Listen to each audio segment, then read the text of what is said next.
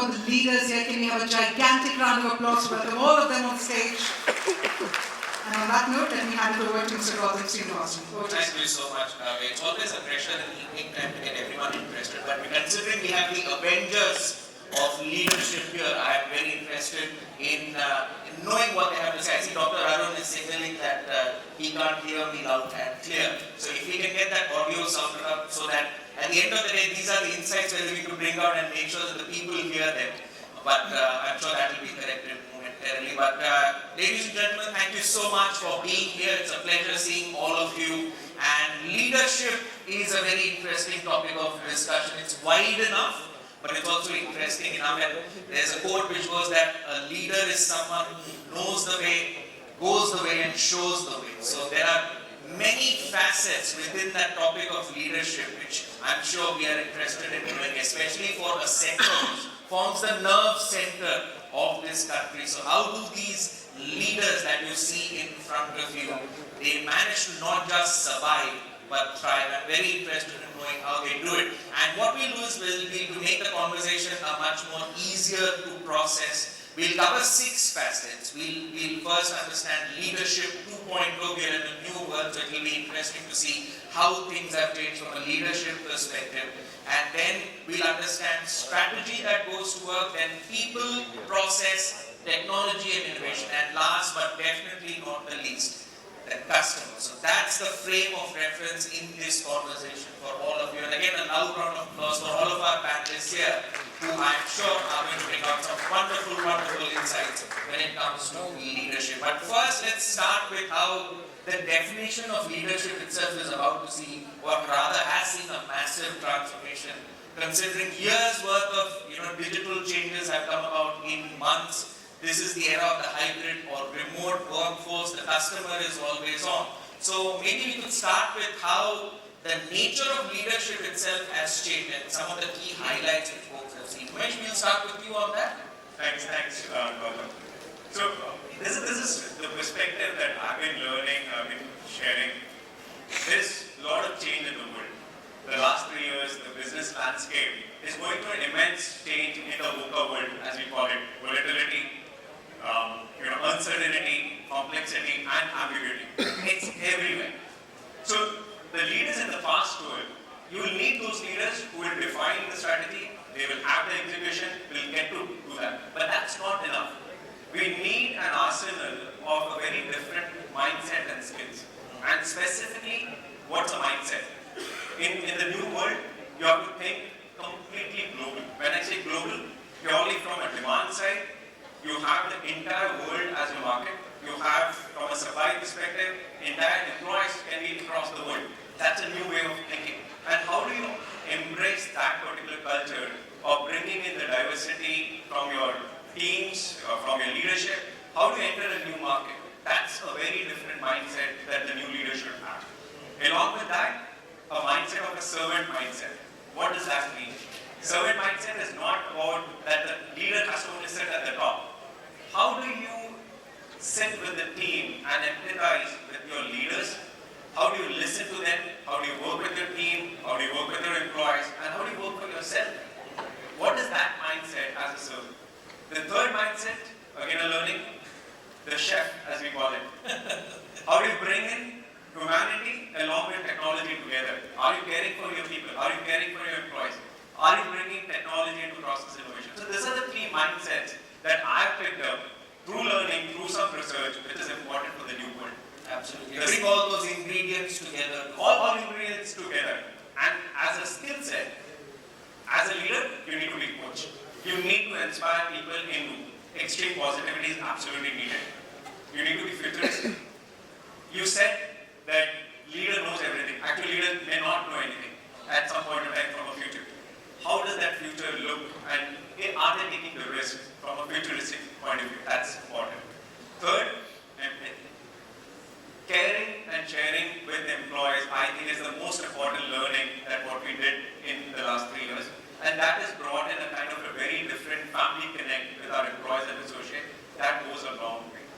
So these are the mindsets and the skill sets that I feel are very important for the new leader, along with the vision, execution, and other things that remain. So in a sense, a leader now has become an athlete. So I'll response to that. Dr. Arun, if you can hear me loud and clear right now, as Umesh has kind of outlined, lots of factors at play, lots of changes coming out. The era of sort of top-down approach of leadership is no longer the same. So your thoughts on how you have seen, you've been in this space for a very long time, so how the nature of leadership especially has changed over the past, say, 1 or 2 years, and the key highlights in your opinion, considering now leaders are no longer just leaders, they're athletes, they need to be coached as well, and they need to think local, act global, they need to bring everyone together and have that empathetic aspect. Thank you so much. I feel fundamentally from an industry 2.0 to an industry 4.0, the revolutionizing of many of the activities, right from manufacturing activity to distribution to the reverse logistics, all these activities are now moving towards the digitalization phase. I feel it is a culmination of leadership vision. It's not just happening like this. It's not only the software companies that are making or the manufacturing. It's a collective vision of the leadership change that has culminated to this level. A lot of newer aspects from an AI-based to an ML-based, many of those have come into place. Revolutionization of the leadership visions is what I would sincerely feel. And it has come a long way in this pandemic. We have seen the leaderships have taken decisions to completely allow people to work from home. And this has any been personal experience where you yourself felt, things have really changed, they're not going to be the same anymore? Our personal experience is extremely important here. Some of us joined together and started our venture exactly during pandemic. Hard of pandemic time we started. From the frying pan into the fire. And at that time, we brainstormed and decided what exactly should be the business focus, which is thriving at this point in time. While we may know some verticals, but what is thriving? What customers really need when people are all at home? Then we decided food and vegetables, FMCG, pharma or something. And customers were over-welcoming to the particular move. And we have really, made a big march in that scenario. So I definitely feel the leadership vision, execution in this time is extremely important. All right, let's take that forward in this context of leadership 2.2 and also understand how leaders can unlearn old habits, right? Because at the end of the day, you might think, this is how things have always worked, but at the end of the day, the world changes and you have to change as well. So let's explore that aspect. So let me come to you for your perspective. Unlearning old habits for a leader. How do you go about it? Because the context is also important for the leader, isn't it? What am I doing and why am I doing it in the context of both the organization and the leader themselves? So your thoughts on how leaders can unlearn old habits? Thank you, Ganesh. I would say unlearning is not an appropriate word, but probably the right way of presenting it, that how you can improvise on what you already have learned. Because you just right away cannot get rid of what I learned in the past, because that is what brought me here, okay, till today. But from here, if I want to go to the next level, maybe this is not enough for me, what I already know. So I have to basically add to it. I have to learn new things which are more relevant for today's time, right?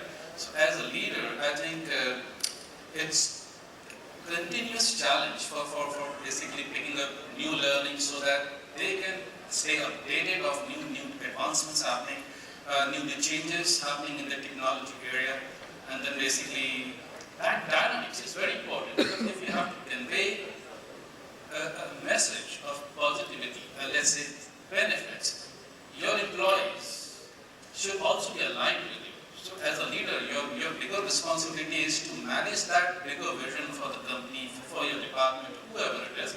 When you have that picture clearly in your mind, and you also see that how technology can take you there, so you need to be basically able to convey those benefits, those let's say positivity around those ideas to your team, so that they get aligned. When they get aligned, your journey becomes relatively easier, right? So this is very important. So for leaders, I think another aspect is to be able to take decisions things are uncertain around you, right? So everybody can take decisions based on facts. You have new technologies like machine learning, or there's artificial technology and predictive analysis based decisions. You can always take, that is how to facilitate your decision-making process. But at some point in time, you cannot unlearn completely, because that's a trait which you develop over the years in your personality, that you can take decisions. You are empathetic towards your team, you're collaborative, all those aspects can never be unlearned. So some things are core and some things you can have the liberty to change.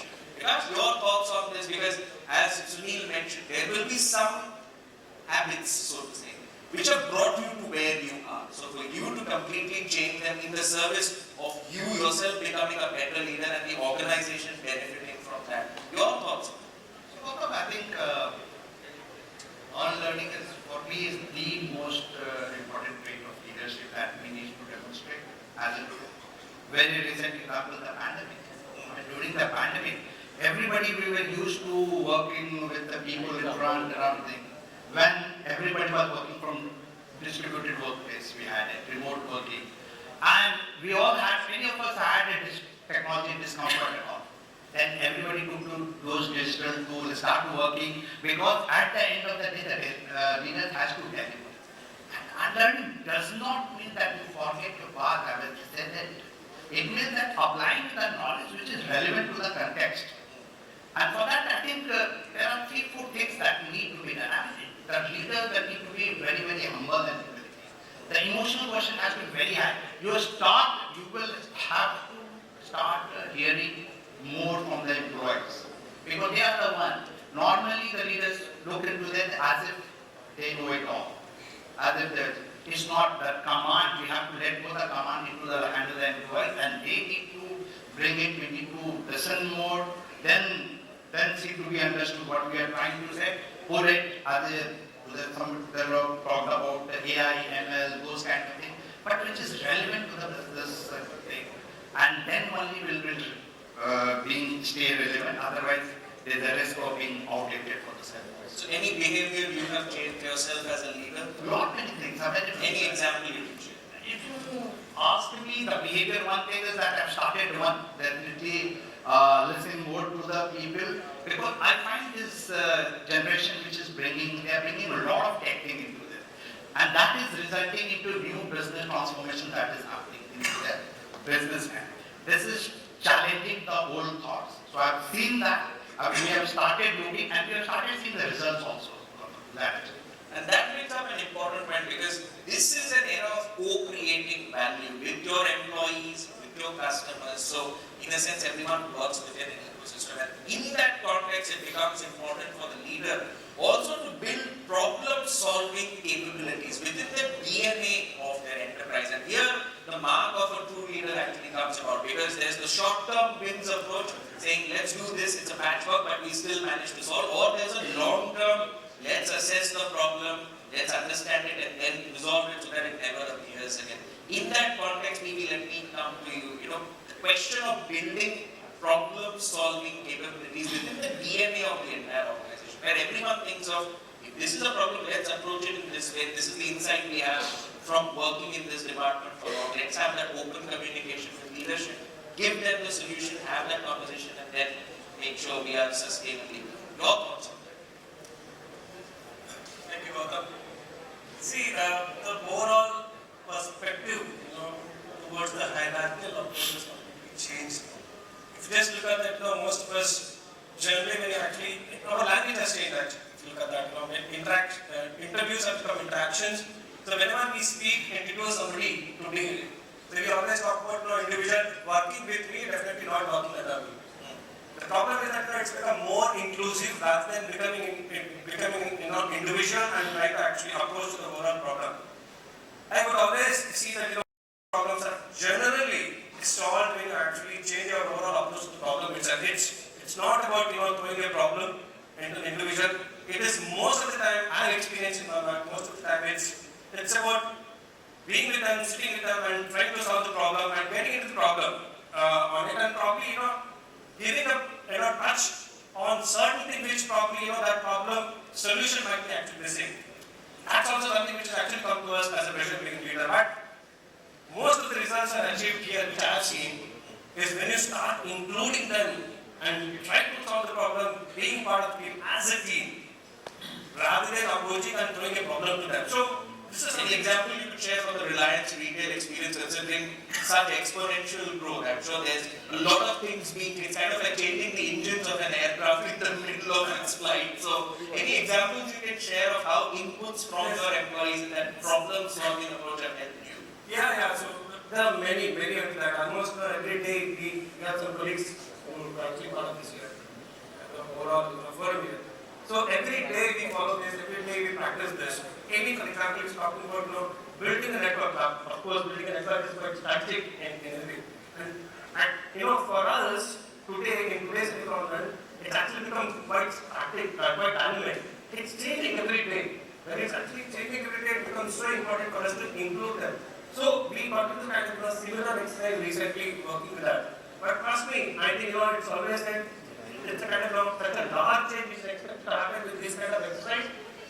The more specific thought required to actually coming to this particular initiative and exercise, that's what we were thinking. But suddenly my colleague comes back and says very clearly, said, no sir, I think this is very theoretical approach. I think something which is very much tested in case you are able to actually run an optimizer on that and see that. If you don't run an optimizer, whatever the number which is actually coming, it's not looking like futuristic, and looking like what is currently being done, it's being extrapolated. So that the futuristic angle is something which he brought in by forcing us to run into an optimizer, which is absolutely all of us are talking about technology being part of it. So this is something if you're going for a classical approach, probably you may not get this kind of angle. Because most of us know that how to build scale. At the same time, we don't know. There are certain technologies, there are certain ways. Probably this youngster can actually bring in. Probably that will make your life more easy and realistic. We always miss that angle. I think this is something which keeps happening with us almost every day. Almost like Indian cricket team. You need young blood to kind of keep the seniors on their toes. Absolutely. At some point of time, I would still say that there's something called reverse mentoring process, right? We all keep talking about it. I think it's peak off. I think we all have to accept this. This is something which is needed for us. We've been part of the industry for last week because trust me, this younger generation does not have patience of being there years and being in this position. Of course, we are proud in case we are able to make it half of the time. But for that, overall, our mindset needs to change. They are playing a role that which we have spent on that. So it's very important, and the total mindset which we all talk about, I think that has to change. But every time, every day you have to strategize. How to bring in that change in your mindset. Every day the game changes. Let me get it, Jasjit's view on this, considering what he said that the young blood, the young talent is always hungry to grow faster, solve the problems faster, which also means that the leadership also needs to be responsive. So in this context of building problem-solving capabilities across the organization, what are some inputs that you would like to share? Any experiences that you would like to share? Sure. I think first of all, we are also very young. And when I say that, we don't live a 100-year life. If you think they're going to retire at 60 and live 40 years retirement, what happened? So all of us should be prepared to work for 30 more years at least. So that makes us young as well. So just on that context. So I think this is a very great question. It goes back a long way. And not to say something about monetization, but when we want to start a company, we had the choice to name it as supply chain services or supply chain solutions. Now services goes with the menu, and if there is a problem, you look at the menu and this is the problem to be solved. Solutions is something that will come very easy to us because while we have the jugaad, we have grown up in a system of rote learning where we had to write just the exact right answer. Understanding was not important because the British system of education made us work like a babu. So they made us understand that only right answer is important. In the West, that's called plagiarism. You're not supposed to write that answer. You're supposed to write what you understand. So the role of a leader, and sometimes leader gets confused with being a boss. Now a boss sees things as a resource, and sometimes people may say, "He boss ne kaha hai, so people do not think about it." So I think the shift has to be that the boss has to become more of a teacher. Now being a teacher is a very difficult job. Because a boss will want to keep his people in the house. He won't want to say something they're going to tomorrow. So, my teacher will be saying his mind. And I think for that you have to create the ecosystem in the organization where that feedback can be given and where you can help people learn, unlearn, make mistakes, but actually go up the ladder and try to expand their learning. To do that, first of all, you have to motivate them. Because unless a person is motivated, probably today, which I find a problem sometimes with children today, is people work to rule. Now, that's probably because we want to balance our work life too much. When we were far younger, that time there was no balance. This word was not even there. So you just have to finish the work before you went home. So we were probably more resilient in trying to find an answer. Today, if it is 6 o'clock, no, this is over.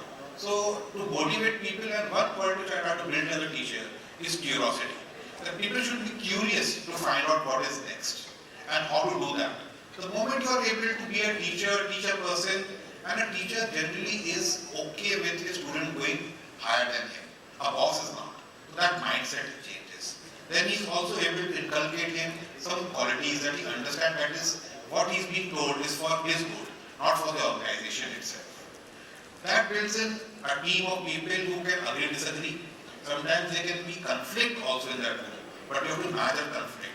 And with that you come to find the best solutions which are out of the box. And I would encourage in the room to have square pegs and round holes.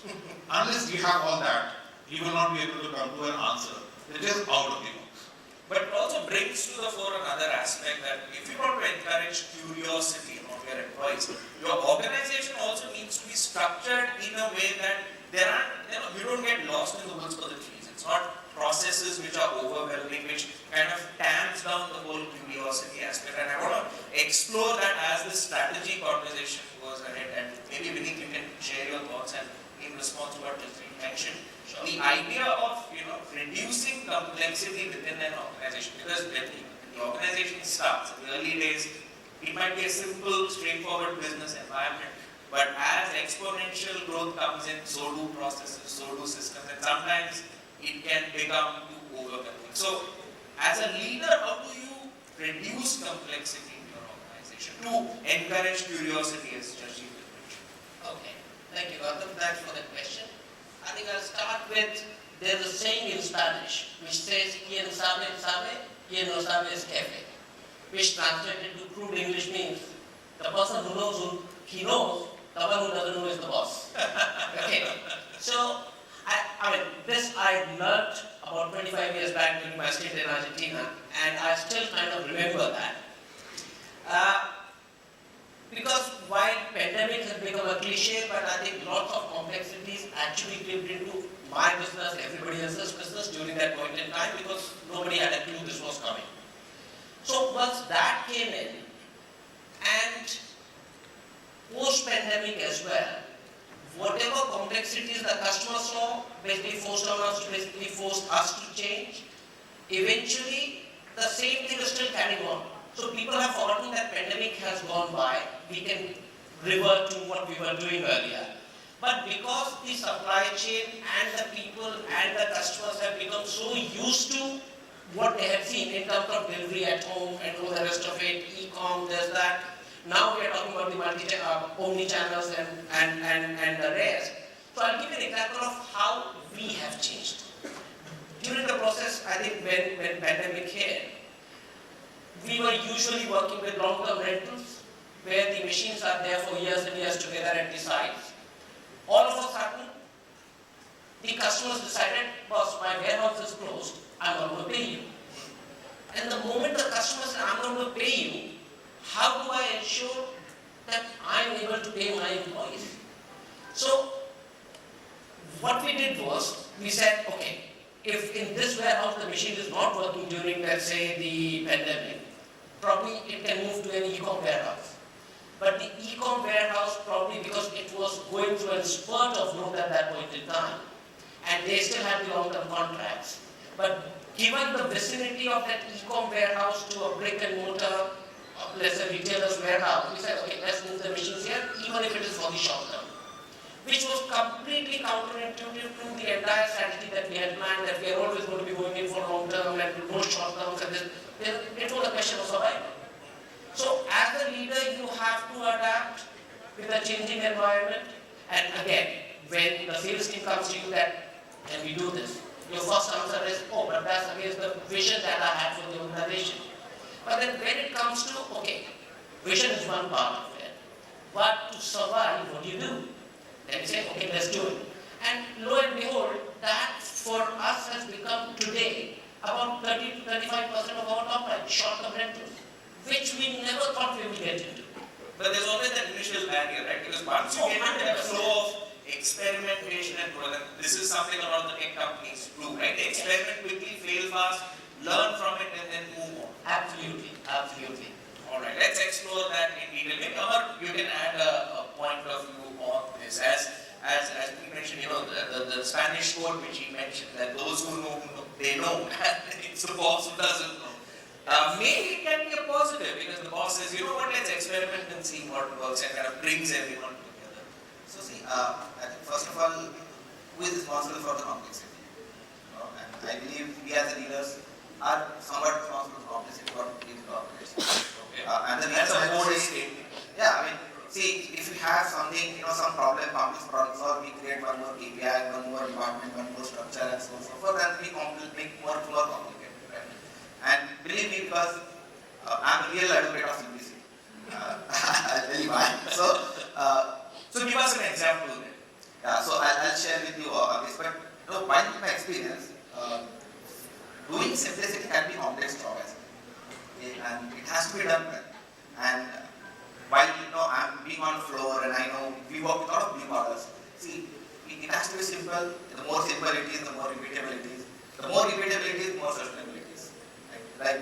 And that's why it's very important for all of us to foster simplicity. Simplifying processes, simplifying structures. The more hierarchy you have, the more complex organization is, the more lagging decision making is.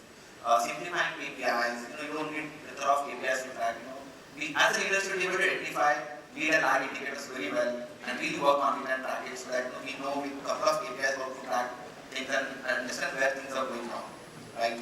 So there are ways and means to simplify. While some of the things what we try to do is to really cut down authorizations. We don't need approvals for a lot of things. Typically in organizations we have a lot of approvals. And sometimes we just say yes. We just say yes. At point in time, it's a waste of time of an organization. Overall, we have to empower people to take right decisions.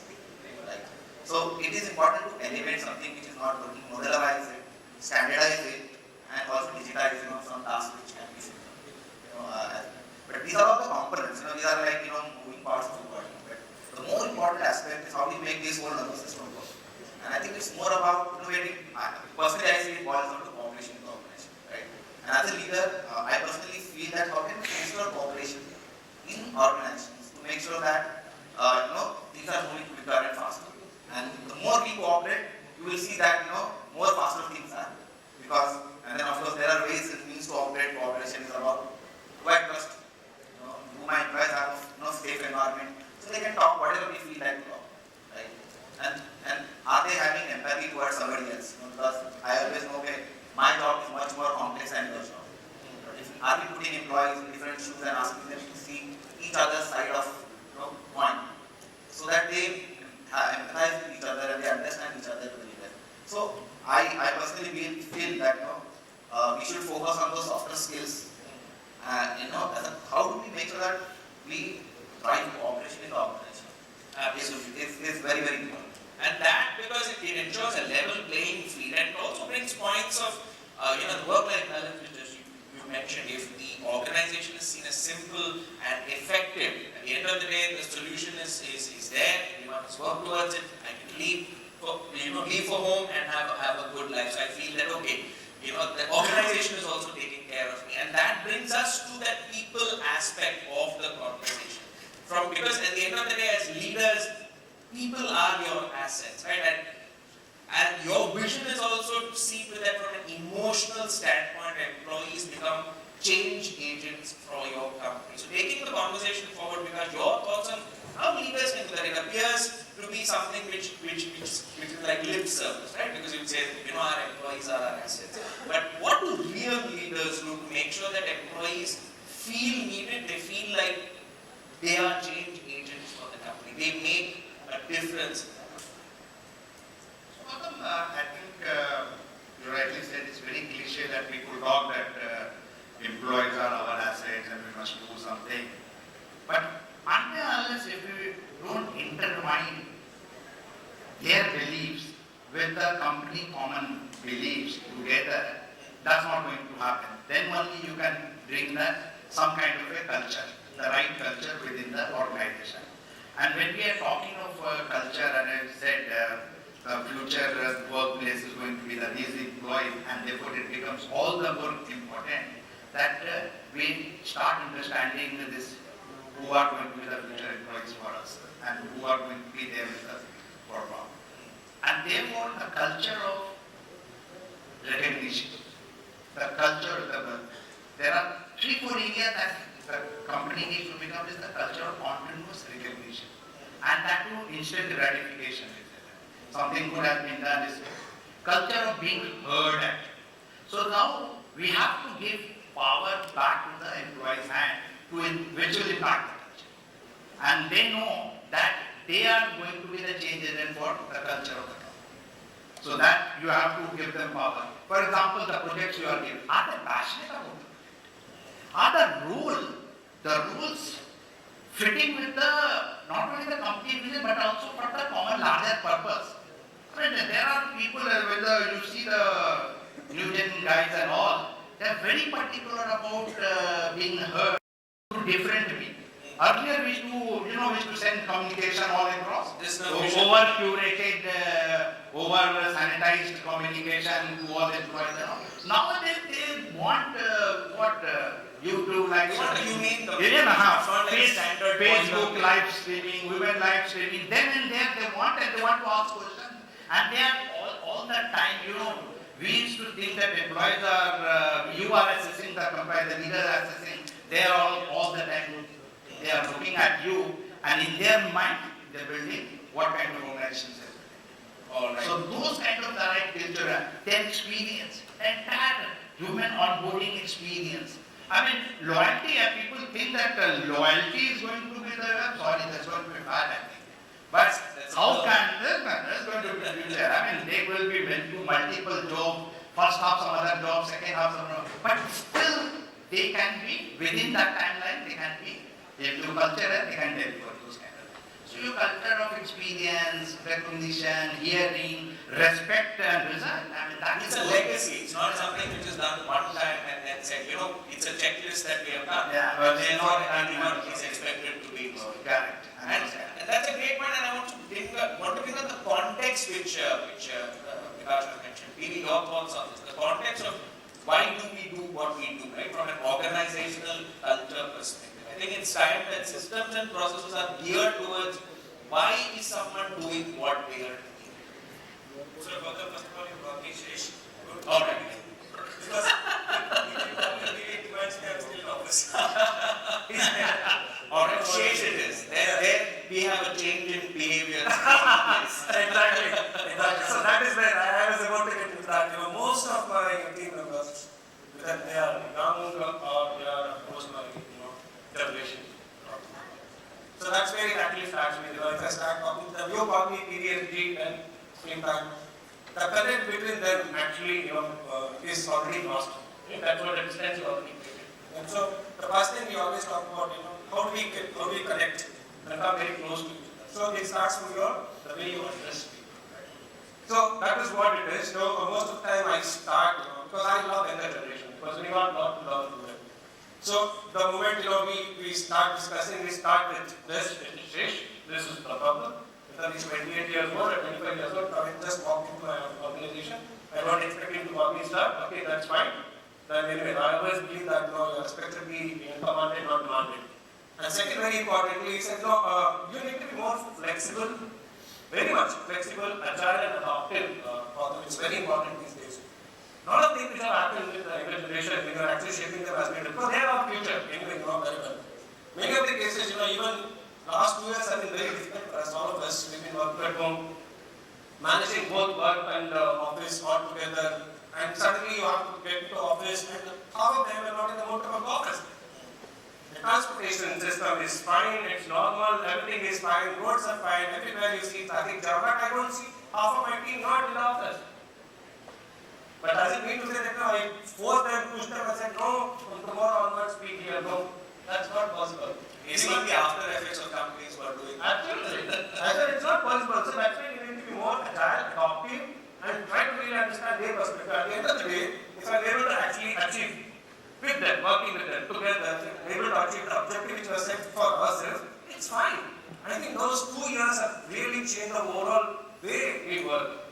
That cultural, let's accept that it's a cultural change which has come into the system.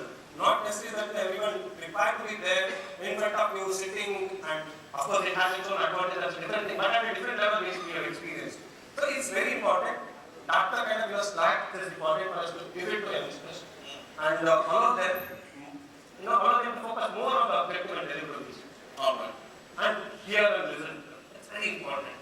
So, but it's also about the buy-in aspect, because culture is one aspect. The other is the employee thinking, what's in it for me? Maybe I can get Dr. Arun to comment on that, because taking it forward, while you adjust the culture, when we look at the employee perspective, how do you align leadership vision with the employee's growth path, the actual growth path, and address that question of, the employee asks, what's in it for me if I do this, if I spend more hours, if I spend working towards, solutions for the company? How do you address that core question, Dr. Arun?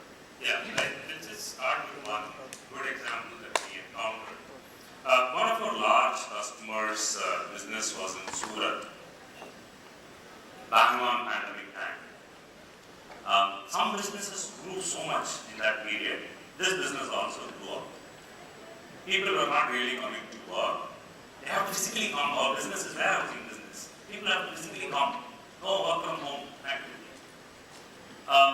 Surat was specifically hit very highly in the COVID time. Every newspaper, everywhere, we were able to see. Our business had to run. So, as an experiment, our leadership team dropped in Surat personally, and then got few of the warehouse people, and then told them that this is the situation. Completely involved them, discussed the problem, and if we together solve what's going to be the future for all of us. So it was given to them. Completely they understood, got that bunch vaccinated. They went to the village. We can't get people from other places because there is no transportation. It was scared. So this bunch of people went to 2-3 villages with the vaccination, with the team, the nurse and vaccination team, got them vaccinated, brought to the facility. 250 people in about 25 days were augmented. So we really feel that this is, the message has been cascaded to the team. They also felt the ownership. We didn't pay them for bringing the people.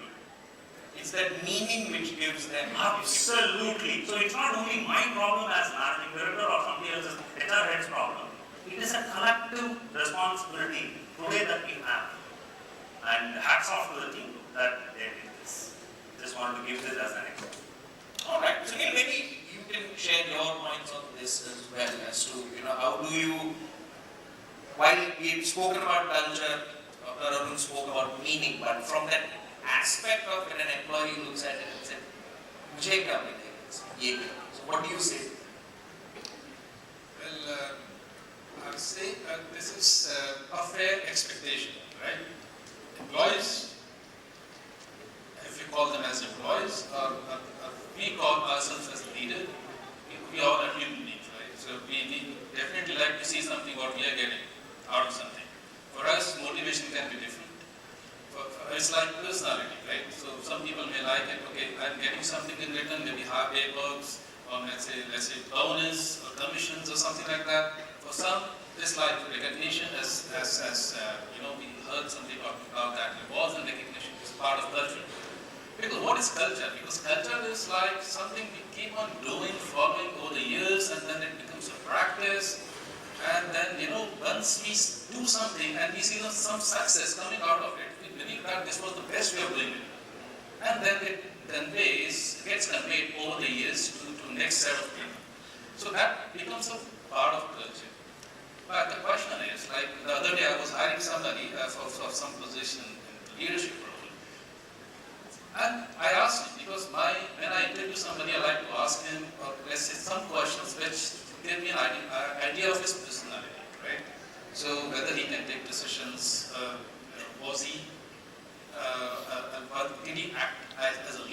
in certain situation. Basically, I'm referring about situational leadership rather than positional leadership. So, I mean, when I asked him that, okay, what kind of best decisions, best decisions you have taken in your professional life, you can tell me. Give me examples. So he gave me 2 examples. So I said, let's say, now, because you did it 5 years ago, now, after 5 years, if I gave you the same situation and you want to take a decision for the same situation, what would you do? Would you use the same approach, same solution, or something like that? He was about to say yes, but then he got what the text was. Then he thought over it, and then he said, probably not. I mean, things have changed drastically. Now we have so many things, the physical conditions in which we work, we perform, or the results are expected, those are not as same as they were like in the past. So obviously, now everybody, because employees are like not coming to your organization with the mindset of that you want to stay for 10 years, 12 years. They are becoming like, oh, how fast I can grow. So everything we want to basically throw on them as a task or challenge, they would definitely like to see that, okay, what I'm going to get in return. So that's the biggest challenge for any leader, that he has to really keep in mind what is the larger vision for the organization. And if you have to take that organization there, then how you're going to basically take that team along to that goal, still keeping them motivated. Still, you are able to address different needs and requirements and motivation of all different kind of employees in your team. It's very important. So I think the leader has to really continuously ask for those questions that, okay, how he can deal and lead a team of people who think differently. You know, managing diversity is the biggest challenge. It's the biggest challenge, I can tell you. I mean, that's what the biggest task of the leader. And maybe processes can play a role here as well, because as what Suunil has mentioned, that a leader drives change along with the people that he has. But maybe there's a rethink required on the process front as well, because as a leader you might be thinking this is how things are done, but if you're not hearing what your employees are saying, then you might end up automating the wrong process or doing something which is not actually positive for the company. Your thoughts? And maybe Suunil, you had something to add, so we'll add that point after the meeting. Yeah, so I would say processes, definitely. Processes are made keeping in mind that, okay, how well smoothly you can complete a task within a certain time frame, right? But as I said, the dynamics of the business is such over the last couple of years, having seen COVID, I think the way we used to act or work has completely changed, right? So we cannot use same kind of parameters to gauge any situation's sensitivity. So we have to be really fast and agile and then basically align. So accordingly, your process will also undergo a change. Right? But the process made in the past was considering certain factors, right? But now those factors are not relevant anymore. And that's where you have a need for to revisit all the processes. And that's very important. And this is what I'm doing currently. As an enabler, what would you have to say to what Suunil has mentioned? So the key thing is, as we're talking about the entire organization, the key is the purpose. For the employees, it's very important to understand kahan ja rahe hain and why are we doing it.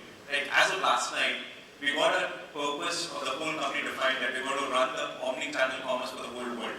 That's a rallying cry that every new joinee who's just joined last week to the folks like me who've been there for 20 years, that was exciting. That's one piece. Then how do we institutionalize purely from a focus? Which areas? What system? You cannot do everything. There's a trade-off. The world is moving purely from a customer. The requirements, there are new boutique players who are challenging the heck out of us on a day-to-day basis from a product and solution. How do you make your processes more agile with respect to customer requirement, with respect to technology, how fast you adopt that change, and how good are you at taking risk? So do you have a process of innovation? Are you taking the ideas? So for the purpose, we are taking inputs from customer, from our investors, from our associates. For innovation, we are taking ideas from our customers, we are taking from this. How do you bring in that inclusivity and redefine the process and make the bold decisions? Sometimes it will work, sometimes it won't work. We have made mistakes, we'll learn from it, but the goal is we want to win the market. And that's, I would always have an analogy. We are playing in English Premier League after the 38 matches. are number one, you want to be the number one. And there is a very thin line between 1 and 2. 2 does not stand a chance. You have to always remember the number 1. Yes, fair point. Vineet, let me get your thoughts in using process as a blueprint for transformation and how organization as management can keep their eyes on the prize. Gautam, I think many of us did our MBAs and all the rest of it, and everybody spoke about, I think, during our time, the 5 Ps. But the main P that is missing from those 5 is the process that we are talking about. I mean, apparently it looks like today that has become the most important P, which has been missing from the 5 Ps that all of us basically learned at one point in time. So, again, going by example, in terms of what we do as a business. What we do as a business is we say, okay, I'm going to remove the noise and the complexity from your MHE usage, whatever, across your warehouses in the country. So, there's an intrinsic value that the customer sees, that my capex is going to become OPEX and all the rest of it, and at the same time, the BS factor, which currently I get from, let's say, my warehouse team, has to buy the truck, did not leave in time, is going to go away, which is like, sab MHE nahi chal raha tha, ya forklift nahi chal raha tha. So that is the intrinsic value that the customer is seeing. But there's a perceived value how you can deliver that intrinsic value, and there we say, okay, what is it that we are going to do? We are going to give you 97% SLA. That means your machine is going to be up and running beyond 97%, month after month, every month for as long as you are going to have the machine. So the customer then sees, okay, the guy is putting where, he's putting the money where it really belongs, And then the customer says, okay, what's going to happen if, despite all your best effort, I've got a breakdown? And it's the month end, and we all know how the month end system works here, that I think half the month's deliveries happen in those last few days. So we say, okay, if the worst were to happen, the maximum that we are going to use is, let's say, 24 hours. Anywhere across the country, right from Jammu on top to basically Kanyakumari in the bottom, or from, let's say, Guwahati to Gujarat, we will ensure that within 24 hours, your MHE is up and running. So, for doing all this, it's one thing to say, you've got to have a process in place. How do you do that? So, what we realized that earlier when we started the business, these things, while they were taken at a face value and the problems were not so much there, you go on and customer accepts you. But when, to say it crassly, when the shit hits the fan, that's when everybody starts running around, oh, what the heck to do. So today we've got a process, okay, if there's, let's say, a problem in Guwahati, we are based out of Bhopal, we're going to get a part to that place. How do we do that? We can do courier, we even go to the bus stand to ensure that the bus that is going from Bhopal to Nagpur first and then Nagpur connection to somebody else, basically the part reaches. Worst case scenario, we get somebody who's going to basically pick up the part from here, our service engineer, who's going to travel all the way to the location, put it on, and back. So I probably have to do for 3 locations for a customer who's got 25 warehouses across the country. But the goodwill that it earns for me is immense.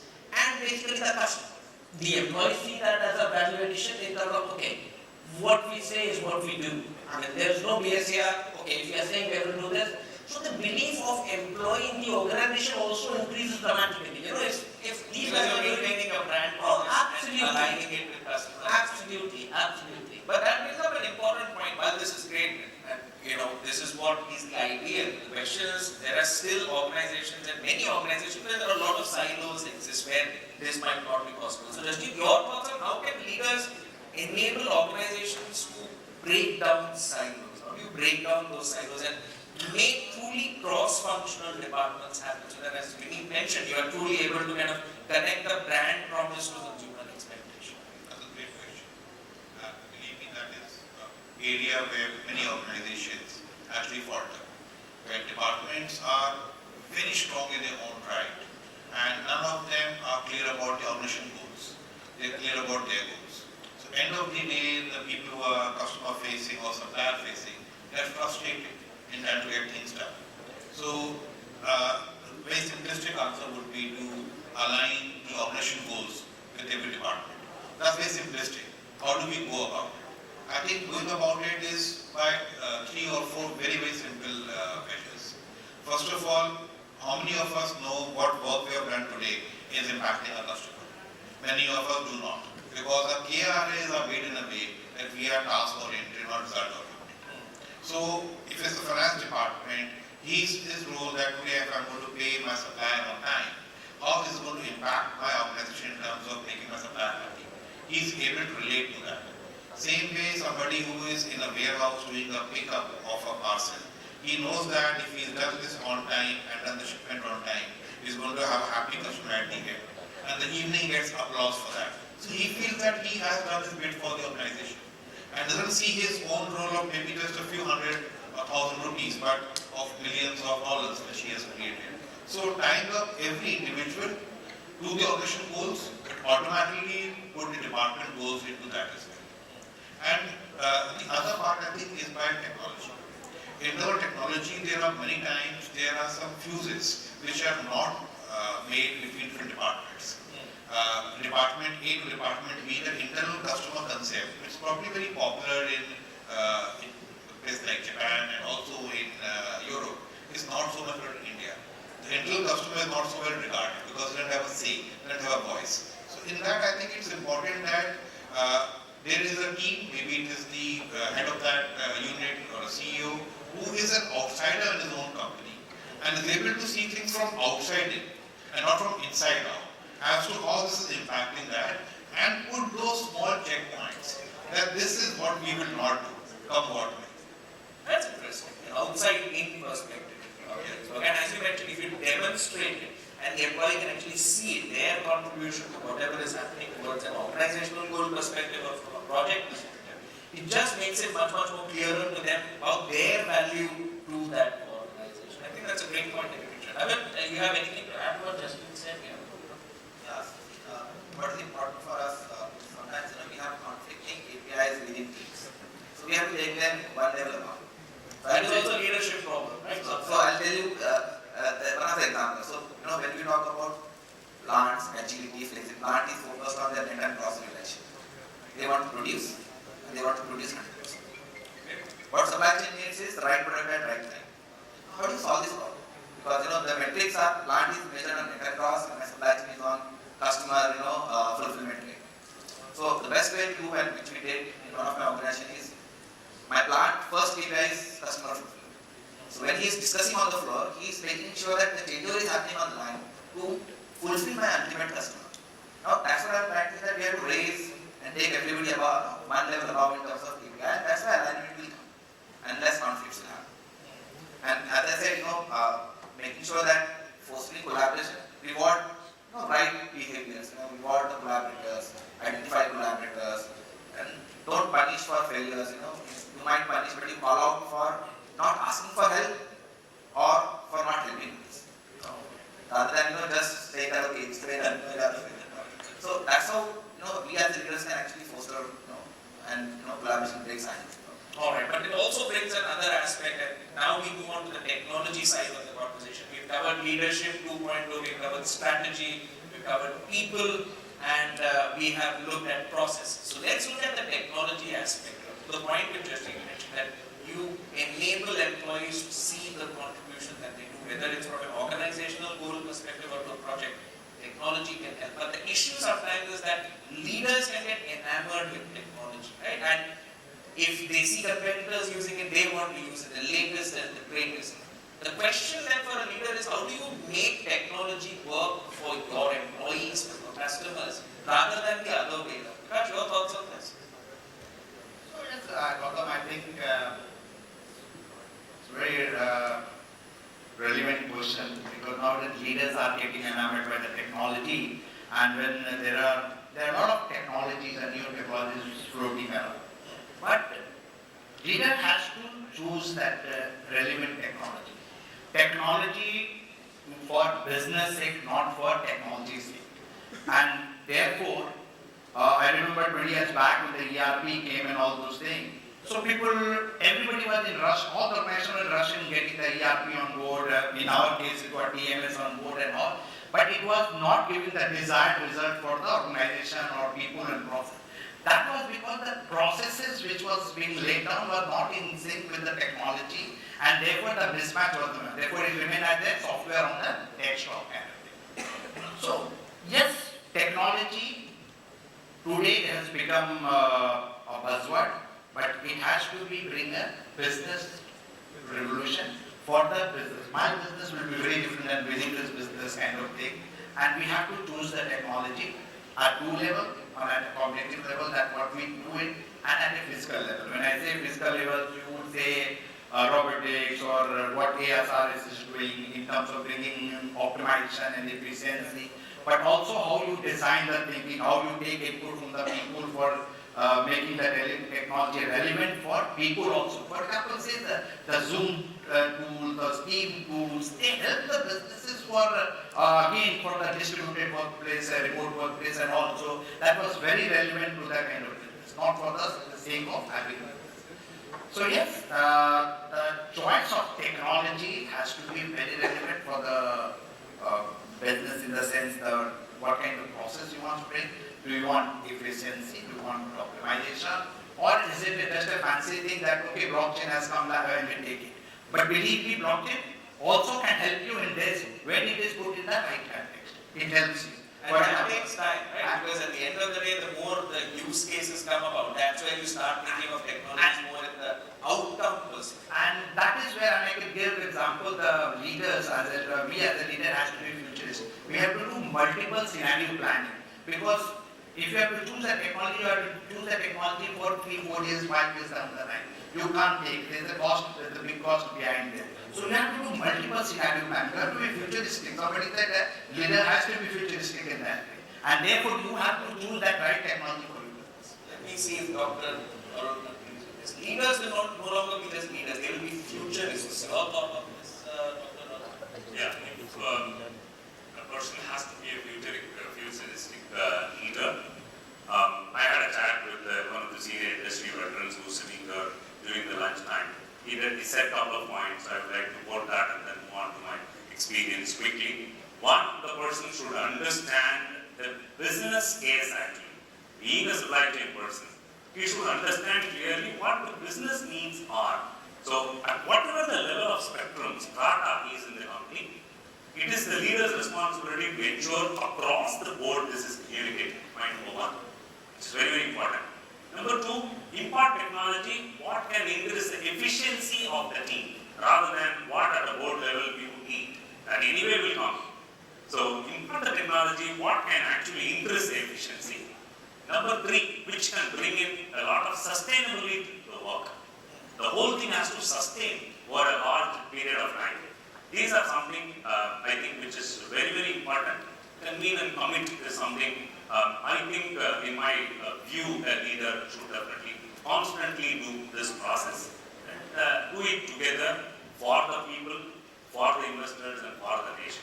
Alright, in this context there's been a lot of talk around design thinking as well as the way forward. So Umesh, let me bring you in back to what Dr. Arun mentioned, that is this the new normal now? Design thinking to create better leaders, because it shrinks that problem to understanding what the problem is and what the issue is. And I'll give it in the context of the company that we work for. So we are an enterprise software company. We build software across the entire spectrum of supply chain. For us, the start of the product is keeping the customer in the center. That what is the business case? What is the requirement? So we're spending a lot of time through special interest groups to spend time with our customer and prospects community. We understand that in detail, create an understanding, we listen to them, and then have a point of view. We ideate with them. So the leaders have to continuously listen. And leaders have to understand what the customer, and be futuristic where the roadmap is for the customer, and play with them in that, shaping that particular journey. So you need leaders that thinking and design the product, design the solutions, step by step with the customers. And then you develop the entire piece. If we are not doing that, we are building, the requirements are very different, and it's a traditional way. I'm not saying that we were not successful in the past. past as enterprise software companies. But the way we have to be agile, you have to have leaders that are designing with the customers and understanding with the customer on the entire life cycle. The company who can put a process to that, an ecosystem to that, with the right profitable model, you will exist. Otherwise, you will get impacted from a profitability perspective. All right. Amar, your thoughts on this? See, I think I completely agree that design thinking, any structural process is going to have results, better results. So maybe in terms, let's say, use the analogy of athlete and training. So if you have right structured training, better to bound and equip yourself as we move along. The same applies in the design thinking. And the first step of that is itself to understand the problem. Okay, and understand what is that you're solving for, as you rightly said. Because most often, we really, try to solve a lot of other things, but we don't really understand the problem. And as we spend a lot more time in understanding the problem before going into the solution. And design thinking has good steps, towards problem solving, towards leadership development. And I personally believe that this can absolutely work, to have a right approach on problems as well as to have a right approach on leadership development. Shesh, your thoughts on this? Design thinking being the new normal in creating leaders of today. Yeah, definitely I say, one is that, why do we need technology? Technology is not about, it's no more a fashion right now. It's more to eliminate anxiety, more to, make life easy. So if you talk about, Reliance, I think we breathe and we live here, and we have embraced technology long back, whether it's customer facing or it's at the back end.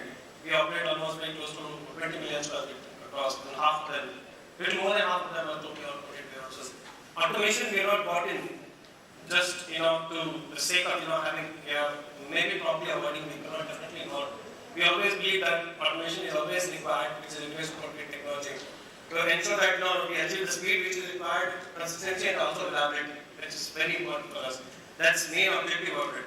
And on the people side of it, if you just look at it, most of our technologies which support people here, their well-being and their comfort at the workplace, work desk.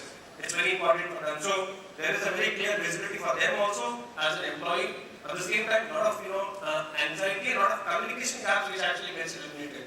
So I always see technology contextual and in this kind of a large scale industry is something which is part of your life. I think that's very important for leadership team to ensure that it is available to everybody there on the ground and have it really impressive. All right. I see the display is flashing that we're 2 minutes over time. So I'll just take 5 more of your minutes to just discuss the customer aspect and wrap things up in terms of our conversation. Then we can go to the audience for your question. And the final question, in a sense, to the panel is, how do you define a customer-centric leader now on? And Jasjit, maybe you could start things off on this. What will be the essential traits of a customer-centric leader in your opinion, of today and tomorrow? I think many times when we get with a customer and we listen to what he's saying, we sometimes feel that he does not know what he wants. So I think being customer-centric has got 2 parts. One is that what is actually good for him, and second is what he thinks he wants. Now, if we work in a spectrum of organizations who are the leaders in that segment, to people who are in the middle, who are the laggards, we generally find the leaders know their way around. They know what they actually want. And some of the people who are not up there actually are very confused of what they want. And they tend to give out some requirements which are probably not good for the organizations. So I think if we are customer-centric, we should be bold enough to say so. That yes, this is what you are saying, but as per our understanding and our experience, because you're not hiring us just for our, hands and legs. You're hiring us for our brains, for our cross-functional knowledge. As per us, this is what is probably better for you. So that should be, because what is good for his business would be good for your business. If you look at us listening to him, then probably you would get that business, but either he or you would go a long way. So the 2 approach would be to see what is the right way. So that I think stems from even at any level, that we listen to him, but we also are able to correct him.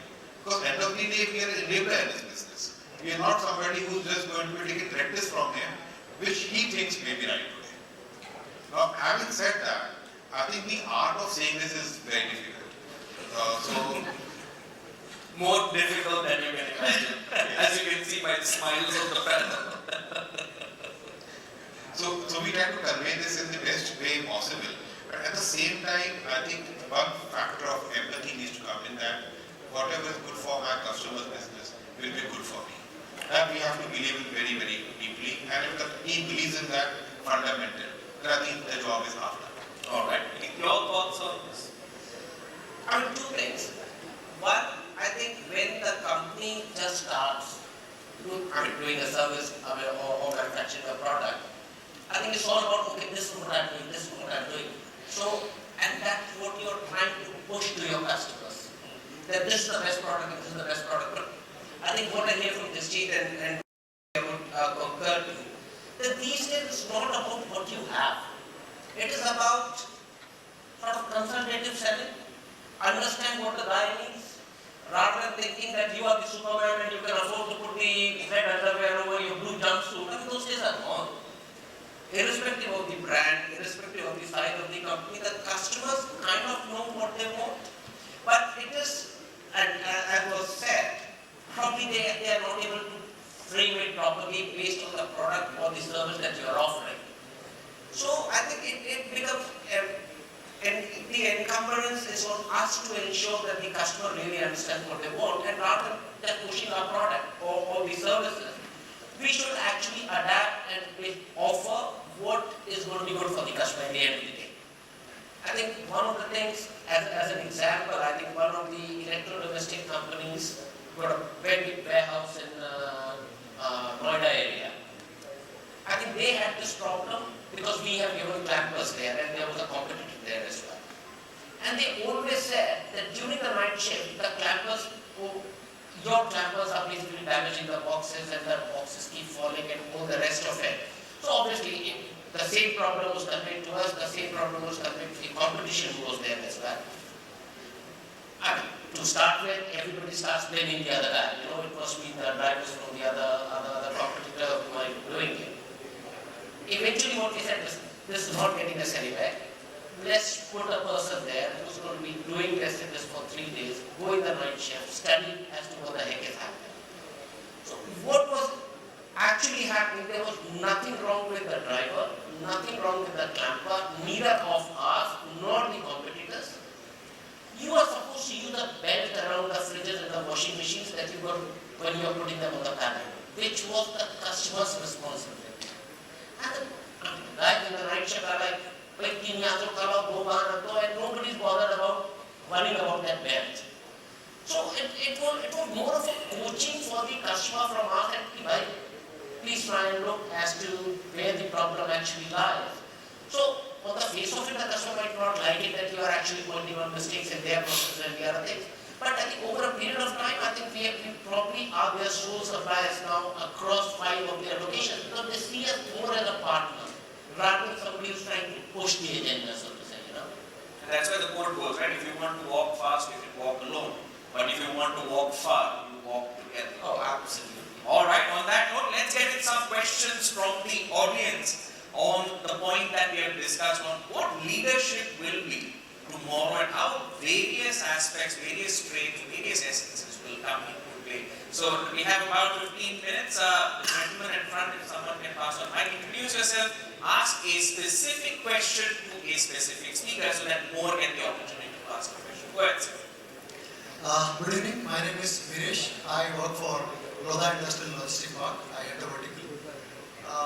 See, if I compare, probably me, including few of the panelists over here, has gone to school in 80s or early 90s. I remember those days, if some leader used to die and we used to have holiday, we all used to feel happy, oh, chutti mil gayi, right? And but today, if I see my kids, right, something happens and they are getting holiday, right? That's the saddest moment for them. They say, oh, I don't have to go to school, and they actually, my daughter actually cries that, oh, I'm missing the school. So I'm saying, see, this concept, school has changed, right? Over a period of time where the parents used to push kids to school, to today where the kids are attracted to school, right? I feel, why are they not able to do the same in the organization. Alright, that's the question. Why do we not make the organization so great that employees want to come rather than wait for the day they get, they get a holiday, they get sleep? Who wants to take this question? Anyone? Vineet, you want to take it? I think none of the organizations are ever going to say that the intent is not there. Every organization's intent is to basically get the best talent, acquire the best talent, and have the processes in place, have the policies in place, that the best talent gets drawn to them. So, if I'm doing it, my competitor is doing it, eventually, unfortunately, what really counts, it all depends at which level you are looking at the employee. If you are looking at middle management to senior management, then employees are going to come for basically what you stand for. If you go a scale down in terms of the organization structure, if you're looking at medium to, let's say, starting, I think salary plays a big role. So, unfortunately, that's the world we live in, and to deny it is basically saying, oh, the sun never rises from the east. It does, and will continue to do. All right. Let's go to the next question. Anyone can raise their hands. I'm across to you for a question. To our panelists, like I said, the gentleman there on the left next to the camera, if someone can pass a mic. Introduce yourself, ask a specific question to a specific speaker. And if you can speak closer to the mic, everyone can hear you. Good evening. I'm Yonder from Godrej. So I like the example that you had given of the washing machine getting damaged because of the wrapper not being bought. So basically, this is a very good example of a contextual study. First, you have to do the study. First of all, you have to identify the problem first. Then you do the study. Then you do the design accordingly. And first of all, you may or may not be able to find the problem. Then you have to do the design. So this generally takes a lot of time, but it gives good result, what I've seen. But typically, when there is a problem, the person in front of you, he gives you a ready-made solution to the higher management, to the leadership. So in most of what I've seen, most of the cases, that is the solution which is taken up, rather than putting in that effort, doing the study where you may or may not get a definite output. So how do we encourage our top leadership to invest in this culture, and how do we build this culture? How do you encourage leadership to invest in design thinking culture? Is that the question? Yes, not a design thinking. Okay. More importantly, contextual study, then do the design. More a contextual culture where the focus is more on outcomes. Because this requires a lot of time and money investment, what I've seen. Want to take this? Vikash, you want to take this? Yeah, I think very good question. So, the culture that need to become, and I was telling earlier, the culture of being heard. So if you have a problem, and if you have to give the leader tend to give the answer to, okay, do this or something, and as he said that we will immediately jump into the problem and solve it. No, I think that's the debate all about. What is the future leadership is going to do? They are going to invest time in the employees and some of the bigger multinationals have around 5% of time they give it to R&D. The R&D part, the look into those specific problem, and if there is an ideation, the culture of ideation that we do develop. The idea management culture has, I think, is very much there in the Oriental world. I mean, India is in the middle, but some companies does the ideation culture. They ideate, they put it in the platform. Then there is a whole lot of people working on those ideas, and there is a reward and recognition. So you have the culture of empowering, culture of giving time to what you said, somebody said that, learn fast, fail fast also, and move on there. And then the culture of recognition and rewarding. Jasjit, you want to add? Yeah, I think this is a classic case of SOP not being there. So SOP probably is a very abused word because it's mostly in a very draft paper with no drawing and nothing, and it is seen only by the middle management. So the SOP typically should be in a pictographical form with a flow diagram with pictures and available at the point of work, like a work instruction. The typical case of that not being there, if SOP is not proper, it is not there, then everybody will think that he has a better way and he has a shortcut to the SOP. So anyway, we take out of deviations. And it's a very simple case of that at the first level. The second level, I think it's a case of the middle management thinking it's a technical problem and not Japanese called Gemba, and go to the spot. Gemba, Genju, Gakasu. Go to the spot, see what it is there and take action. It's a very simple, or a lot of people here would also relate to this word called MBWA, management by walking around. Many people don't do that, but just walk around your own workspace, you'll find a lot of answers right there. That's a good point. You need to be there and think of the action to address the pain points that arise. That's a good point. We have, I think, time for one more question since we will wrap up at 6:30. The gentleman here, and if there is time permitting, the gentleman at the back behind you, sir, because he raised his hand before. We'll hand you over a mic. If someone can hand over a mic to the gentleman at front first.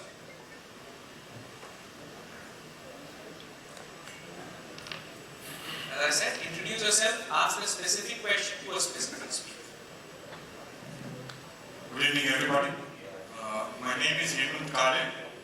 I've been in the industry for the last 3 decades, worked with organizations like Godrej, Palmolive and Asian Paints, and now giving back to the industry in terms of academics. I'm a coach and a consultant, and I'm an international corporate trainer.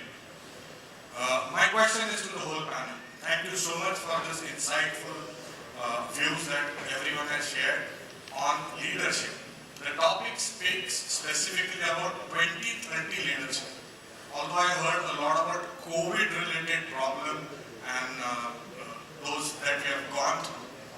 If I have to put a question to each one of you, you are leaders in your own industry, your own organization, and if you have to plan your leadership ladder for 2030, and if you have to be replacing yourself, what kind of a person you will find there? You can talk about behavioral skills, you can talk about skills and competencies. That's a whole panel in itself. So I'll have 1 or 2 of the panelists answer. See, this is the toughest question that I have ever faced. How do I replace myself? How do you kind of build that leadership? My question is, how do I replace myself? Okay, how do you replace 2030? Thank you so much. Alright, Harish is giving me a signal that the time is almost up. So maybe we can have a quick view from Dr. Absolutely. Like I said, the person from a supply chain, he has to lead, he has to have a business sense. What is the ultimate expectation of that particular activity or the vision or the project or the business per se? So he has to have that judgment. Alright.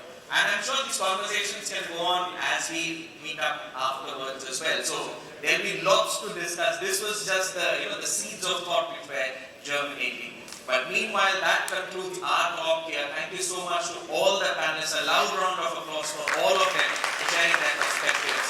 And with that, it's over to you, Kavya, to take it forward from here. Thank you very much, Gautam. Stellar panel, and what an invigorating session. Thank you so much. And on that note, Gautam, I'm also going to request you to please present a token of gratitude to all of your fellow panelists. Absolutely. I think we can all get up for that. So first of all, Gautam, I'm going to request you to please present the memento to Mr. Umesh Gaur. Just a second there. Mr. Umesh. Umesh, thank you so much. Look at the camera and a loud round of applause if you can for all of our panelists. Thank you. And now to Mr. Jasjit Sethi. Pleasure speaking with you. Thank you so much. To Mr. Vikash Mohan. Vikash, pleasure speaking. I see the applause is slightly dying down. Keep the tempo up. To Mr. Amar Dhanwade. Mr. Amar.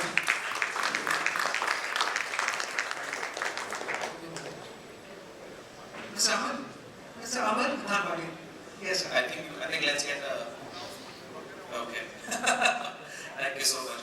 A bit of a confusion from my side. Thank you so much. To Mr. Vineet Mehrotra. Thank you so much. To Mr. P.V. Sheshadri. Thank you, Shesh. I'll remember to call you Shesh from now on. Thank you so much. To Dr. Arunachalam R.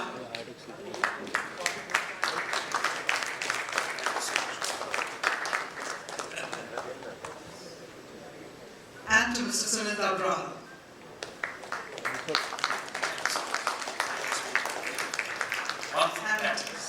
May I I please have the honor of presenting the memento to Mr. Gautam Srinivasan. Can we have the loudest round of applause, ladies and gentlemen?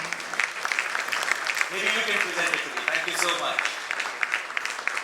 Applause for her as well. She's been a wonderful host. Thank you so much. Thank you.